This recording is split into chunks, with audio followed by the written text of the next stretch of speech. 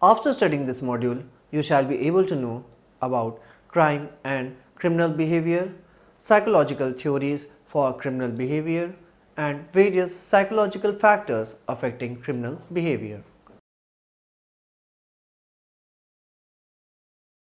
Crime is a particularly interesting problem because it is in many respects the observer's, means the flip side, of altruism.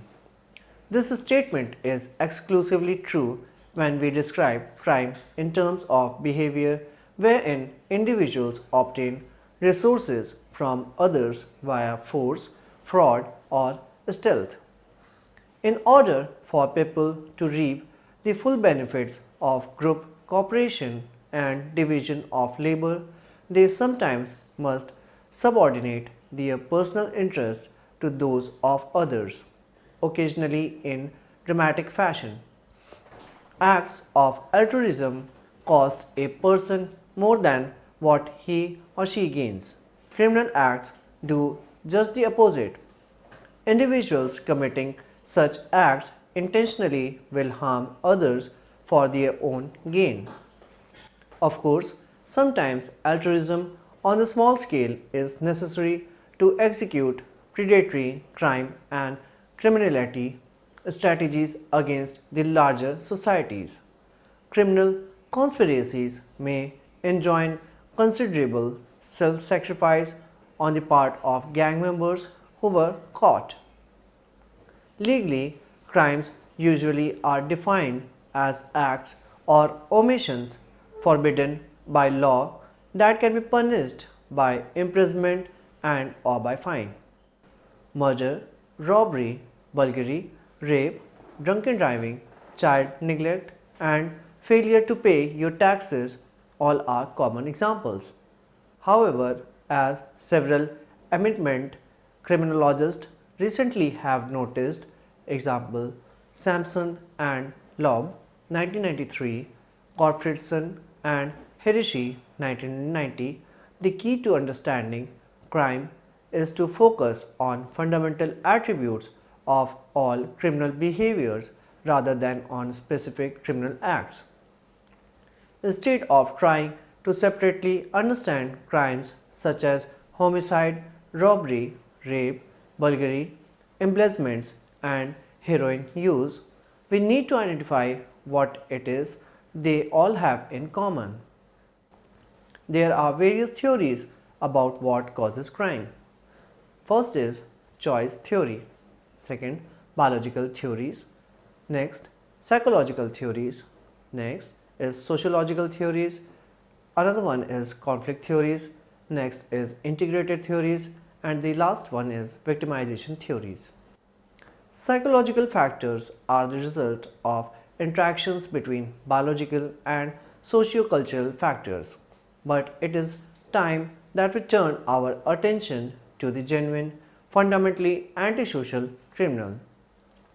The usual idea, and one shared by a number of analysts, is that the genuine criminal is lacking in moral students and normal inhibitions and can be restrained from antisocial activities only by external pressure. In my view, things are not so simple. It seems to me that it would be more accurate to say that the criminal has no satisfactory emotional relations and therefore no consideration for others. Make things of physical pleasures the center of his interest and suffers from an overwhelming need for immediate satisfaction with no thought of the future. Children handed over from foster parents to foster parents learn to avoid becoming attached to and placing reliance on people and to derive all the pleasure from food and material things. Money takes for them the place of an ideal parent. It procures everything they want, protects them, feeds them, never fails them, and makes no demand on them. A child who has experienced little satisfaction in emotional contact with his mother, but whose main source of happiness has been the physical contact of feeding, will very likely in later life seek pleasure and comfort either in alcohol or in adult type of physical satisfaction detached from any love relationship in promiscuous intercourse. This development can often be observed in illegitimate children and others who have never had the opportunity of forming stable relations with loved persons. Others are brought to the same pass as a result of giving up emotional relations which they have found too painful and disappointing. Criminal behavior is the product of a systematic process that involves complex interactions between individuals, societal, and ecological factors over the course of our lives. In other words, from conception onwards, the intellectual, emotional, and physical attributes we develop are strongly influenced by our personal behaviors and physical processes, interactions with the physical environment, and interactions with other people, group, and institutions. These systematic processes affect the transmission from generation to generation of traits associated with increased involvement in crime. Now, the psychological theories. According to psychological theories of crime, the difference in individuals' thinking process results in criminal behavior. There are various psychological theories, but according to all the theories, a person's actions are reflection of his/her thoughts and feelings. So, the problems in thinking can lead to criminal behavior. Since ancient times, people have tried to explain the cause of antisocial behavior, including crime. In late 17th century, Europeans considered that crime and sin are the same thing and believed that assumed that evil spirits possessed those who do not follow rules or conform to social norms. By 21st century, various other factors were also explained by criminologists that why a person would commit crimes. These factors include social, economic, and psychological. Some people consider a life of crime better than a regular job. Most of the time, combination of these factors lead a person to commit crime. Greed, anger, revenge, jealousy, or pride can be reasons for committing crime. Some people plan everything before committing crime to minimize the risk and maximize the gain. Those who find little of crime better than a regular job till they get caught assume that crime brings them admiration, greater rewards, and excitement. Other people get adrenaline rush when they carry out a dangerous crime successfully. Some people commit crimes on impulse, in anger or fear. Property crimes occur because of the desire for material gain. Robberies, white collar crimes, theft, etc. are included in property crimes. The desire for control, revenge, or power leads to violent crimes such as murders, assaults, and rapes. These crimes occur at that very moment due to high run of emotions. Most of the property crimes are pre-planned. Now, various psychological factors affecting criminal behavior. There are various factors which affect the criminal behavior of a person. According to various theories, crime is a result of: one is parental relations. In 1980s, Chickley ideas on sociopathy were adopted to describe the pattern of violence found in family histories or a cycle of violence. A cycle of violence means that if a person grows up in an environment with abuse and antisocial behavior, then he or she will often follow the same pattern with his or her children. Neglected or abused children are more likely to commit crimes in their later life as compared to others. Sometimes being a victim of sexual abuse in childhood often lead these victims to become sexual predators as adults. Many people on death row have childhood with some type of severe abuse. The cycle of violence and crime keeps repeating itself. This concept of cycle of violence has a positive counterpart. Sometimes children who have been in an antisocial environment may have supportive and loving parents who fulfill their child's basic needs and inculcate self-confidence in them, as well as interest in social environments. These children get adjusted in society easily and are less likely to commit crimes. Earlier, in late 20th century, crime was considered to be willful action and not a psychological behavior. But in 21st century, psychological factors behind some crimes are widely considered. Now, the second is heredity and brain activity. Studies on antisocial personality disorders and their influence over crime in twins and adopted children were conducted in 1980s. Identical twins have exactly same genetic makeup.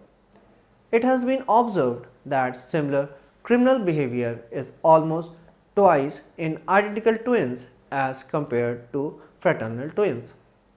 Fraternal twins have similar genes but not identical similar to any other two siblings. Some researchers indicated that adopted children had greater similarities of crime rates to their biological parents than their adoptive parents. Genetic basis for criminal behavior can be established from these researches. Search for biological cause of criminal behavior has become easier with new advances in medical technology. A psychologist, Robert Hare, in 1986 identified a connection between brain activity and criminal behavior. According to his observations, criminals has less brain reactions to dangerous situations than most of the people. Such brain functions make criminals stubborn and do not fear of any punishment as compared to others. With advanced technologies like CT scans, MRI, etc., connection between brain activity and tendency to commit crime can be tested.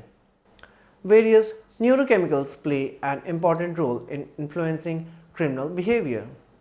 Neurochemicals are substances released by brain to trigger various body activities and hormones. According to previous studies, it has been observed that increase in level of neurochemical serotonin decreases aggression. It is a substance produces central nervous system which affects emotional state of an individual. Higher level of dopamine, another neurochemical produced by brain, results in increased aggression. It affects heart rate and blood pressure.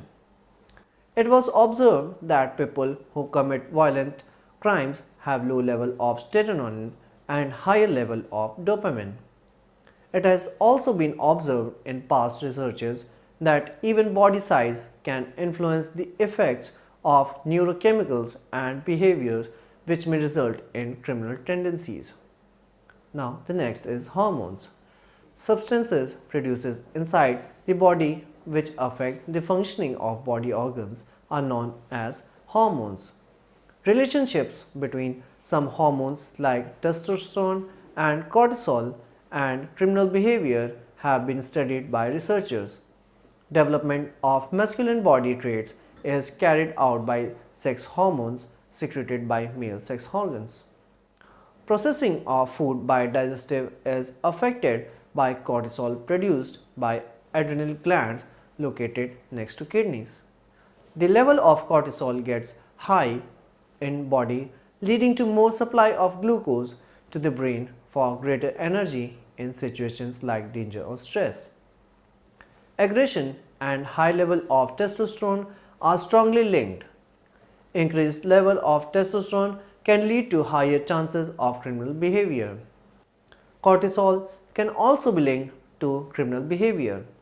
Physical activeness and sharp attention is observed in people with high level of cortisol, whereas short attention spans and lower activities level were seen in people with low level of cortisol. These low level of cortisols are often linked with antisocial behavior including crime. According to previous studies, it has been observed that low level of cortisol were present in violent criminals. Low level of this hormone numb an offender to the usual fear which is associated with committing a crime and getting caught. Isolation of brain activity from social and psychological factors as well as effects from parental relations, education and substances of abuse is difficult. Now the fourth is education. Most of the time low education level lead the person towards crime.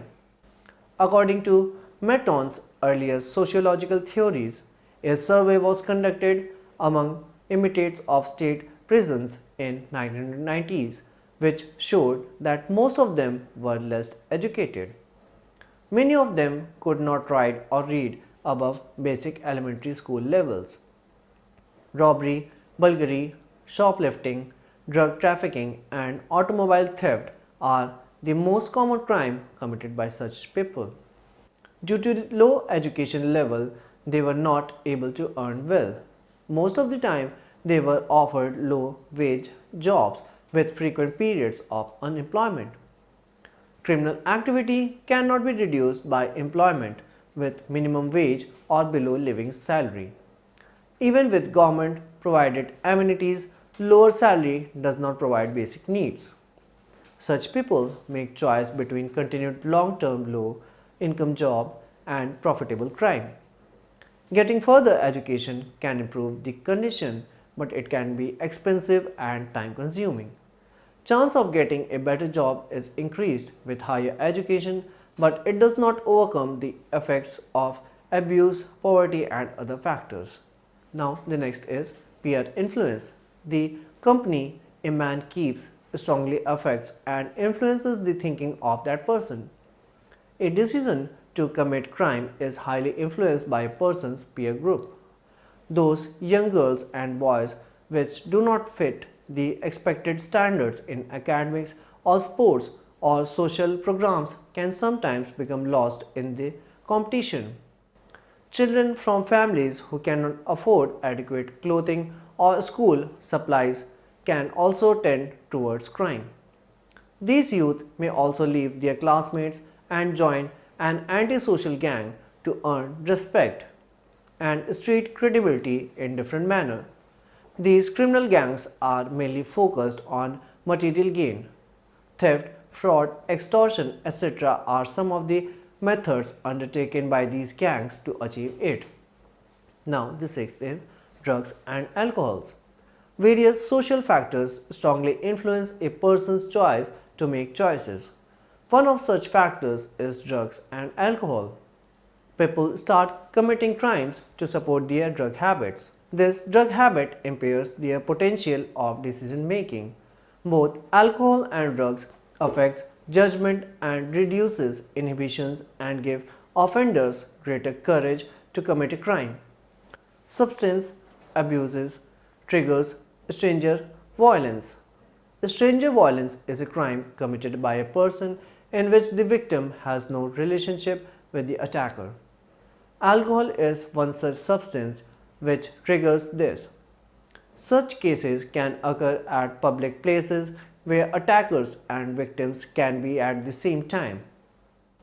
According to previous researches, it has been revealed that 30 to 50% of violent crimes like murder, sexual assault, etc. were committed by people who consumed alcohol or used drugs.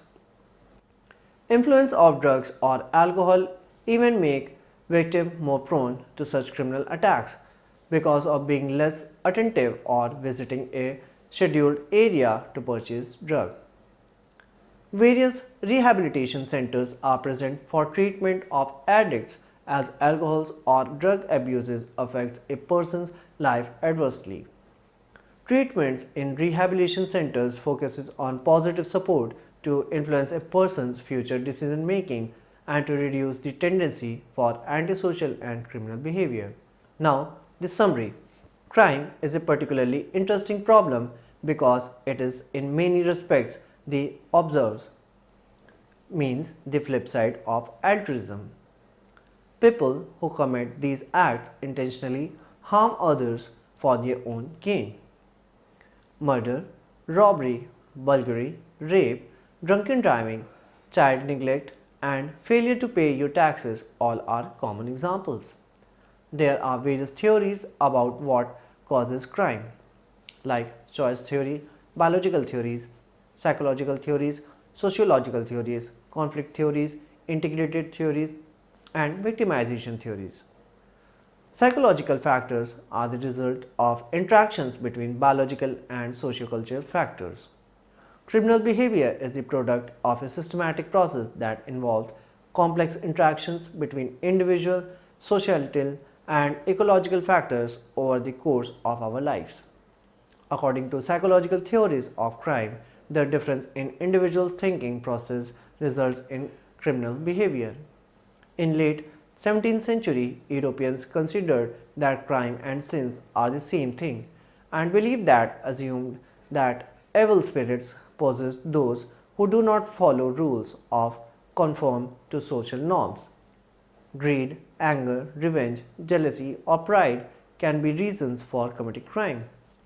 Property crimes occur because of the desire for material gain. Neglected or abused children are more likely to commit crimes in their later life as compared to others. It has been observed that similar criminal behavior is almost twice in identical twins as compared to fraternal twins. A psychologist, Robert Hare, in 1986 identified a connection between brain activity and criminal behavior. Various neurochemicals play an important role in influencing criminal behavior. It has been observed that increase in the level of neurochemical serotonin decreases aggression. High level of dopamine, another neurochemical produced by brain, result in increased aggression. The level of cortisol gets high in the blood, leading to more supply of glucose to the brain for greater energy in situations like danger or stress. Aggression and high level of testosterone are strongly linked. Cortisol can also be linked to criminal behavior. These low levels of cortisol are often linked with antisocial behavior, including crime. According to previous studies, it has been observed that low levels of cortisol were present in violent crimes. Most of the times, low education level leads the person towards crime. The company a man keeps strongly affect and influence the thinking of that person. People start committing crimes in support to their drug habits. Both alcohol and drugs affects judgment and reduces inhibitions and give offenders greater courage to commit a crime. According to previous researches, it has been revealed that 30 to 50% of violent crimes like murder, sexual assaults, etc. were committed by people who consumed alcohol or used drugs.